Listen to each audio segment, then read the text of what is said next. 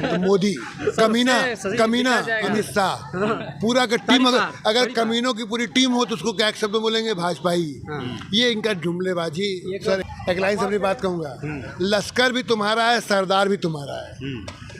लश्कर भी तुम्हारा है, सरदार भी तुम्हारा है। तुम झूठ को सच लिख दो, अखबार भी तुम्हारा है। एक सच्चे सूरज अरविंद केजरीवाल की तपिश तुझसे बर्दाश्त नहीं हुई। मेरी निगाह में ऐ मोदी मोम के पुतले जैसा किरदार तुम्हारा है।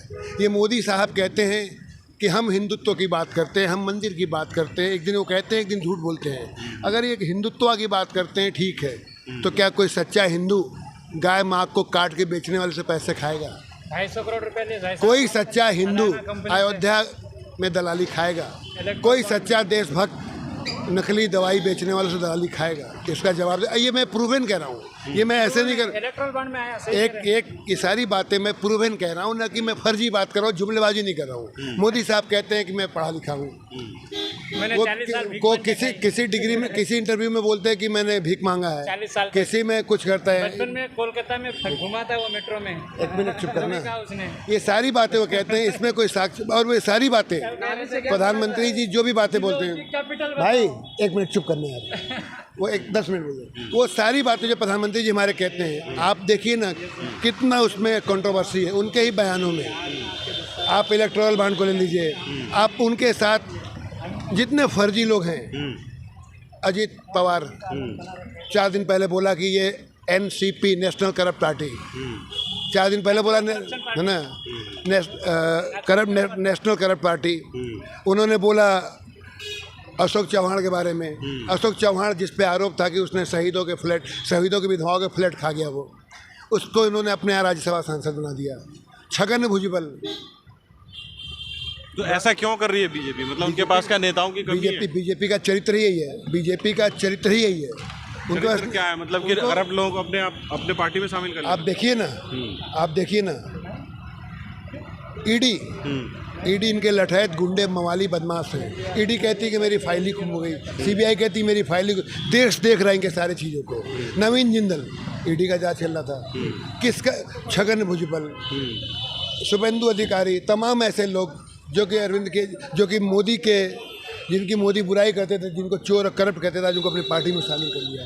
तो ये दर्शाता है कि प्रधानमंत्री जी कोई ईमानदारी से उनका कोई वास्ता नहीं है। आप वो कहते हैं कि भ्रष्टाचार करो, पर मेरी तरफ आके करो, मेरी पार्टी में आके करो, सब छूट है। बलात्कार करो, महिलाओं के साथ इज्जत से खेलो, पर मेरे साथ आके खेलो।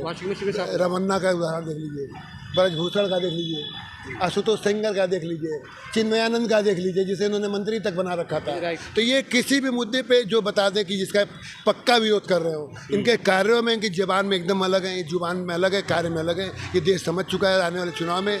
ये जो कह रहे कि अब की बार 400 पार, 400 पार का मतलब आप समझ रहे हैं, ये संविधान बदलना चाहिए, ये मनुस्मृति लागू करेंगे, ये बाबा साहब के संविधान को तोड़ना चाहते हैं देश में। मतलब बाबा साहब के संविधान को बिल्कुल उठा के बगल में रख दिया जाएगा, बिल्कुल। और आप जो कह रहे हो मनुस्मृति इनके कार्यों से प्रतीत हो रहा है। अभी कल आपने पढ़ा योगी जी का आया हुआ है, योगी जी का आपने कल पढ़ा, वेबसाइट पूरा आ गया है, सारे पन्ने खुल गए। आज नहीं, सालों पहले कहेंगे। तमाम ऐसी चीज़ें जो दर्शाता है कि आरक्षण के विरोधी है, संविधान, उनके कार्यों से पता चल रहा है। ये पक्का करेंगे। इनके कई नेताओं के बयान आ गए संविधान को लेकर के, हम संविधान बदलेंगे। तो दर्शाता है कि मोदी जी अगर रह गए 2024 के पश्चात तो इस देश का बनता था। अच्छा मुझे बताइए, जो भाजपा कहती है, आप थोड़े सवाल का आप जवाब दे दीजिए। आपने जो बोला मैंने सब कुछ सुन लिया, अब मेरे 2-3 सवालों के आप जवाब दीजिए। मुझे बताइए, जैसे कि आप मुझे बताइए कि जैसे बीजेपी में भी एक भी अच्छा नेता नहीं है। नितिन गडकरी की बहुत लोग बात करते हैं, बहुत अच्छा काम कर रहे हैं। गडकरी के साथ क्या हुआ? हाशिए पे ला दिया गया। संसदीय मुझे बोले, फिर तुम बोले ना, संसदीय समिति से निकाल कर रख दिया। अच्छे लोग हैं लेकिन उनको करने नहीं दिया जा रहा है, मतलब उनको साइडलाइन कर दिया। साइडलाइन मोदी और मोदी साहब जो बैटिंग कर रहा है, मोदी अम्मी जो बैटिंग कर रहे हैं, वो अमित शाह के लिए कर रहे हैं। आप देखिए, जो भी इनके यहाँ के लीडरशिप थी, सबको हाशिए पे ला दिए। मैं तो पूछता हूँ बीजेपी वालों से कि आपका प्रधानमंत्री कौन? आपने कहा था ना कि 75 वर्ष के बाद ये उन्होंने लागू किया था अडवाणी जी के लिए, मुरली मनोहर जोशी जी को, तमाम ऐसे नेता हैं जिनको उन्होंने हाशिए पे ला दिया है ना। अभी आप देखिए उसने चुनाव जितवाया है, मध्य प्रदेश के शिवराज सिंह चौहान ने, तमाम लोगों ने चुनाव जितवाया है, रमन छत्तीसगढ़ में, सबको हाशिए पे ला दिया। और ये तय है कि आफ्टर दिस इलेक्शन ये सारा कुछ अमित शाह को बता देंगे, प्रधानमंत्री अपने हट जाएंगे और योगी को किनारे कर देंगे। मतलब मान रहे हो आप, बोल दो भाई, मतलब आप ना चाहते हुए, आप बोला ना, किससे बात करें? ना चाहते हुए आप ये मान, अभी आपने देखा अमित शाह ने बयान का खंडन किया अरविंद केजरीवाल जी के कि नहीं ऐसा नहीं है, मोदी जी प्रधानमंत्री बनेंगे। पर क्या किसी भी भारतीय जनता पार्टी के नेता ने खंडन किया कि योगी हटने जा रहे हैं? रंजन देवी कहा कि 2 महीने बाद योगी को हटा देंगे। इस बात का किसी ने खंडन किया कि नहीं, इस बात पर अरविंद केजरीवाल गलत बोल रहे हैं? कोई नेता का बयान बता दीजिए कि जो उसने कहा कि योगी हटने जा रहा है 2 माह के पश्चात, कोई नेता बता दो। तो योगी जी को क्यों हटाना चाहते हैं अगर ये बात आपकी मान ली जाती है? मैं हूँ। वहाँ पे सब थैंक यू। पॉपुलैरिटी कम हो गई भाई साहब।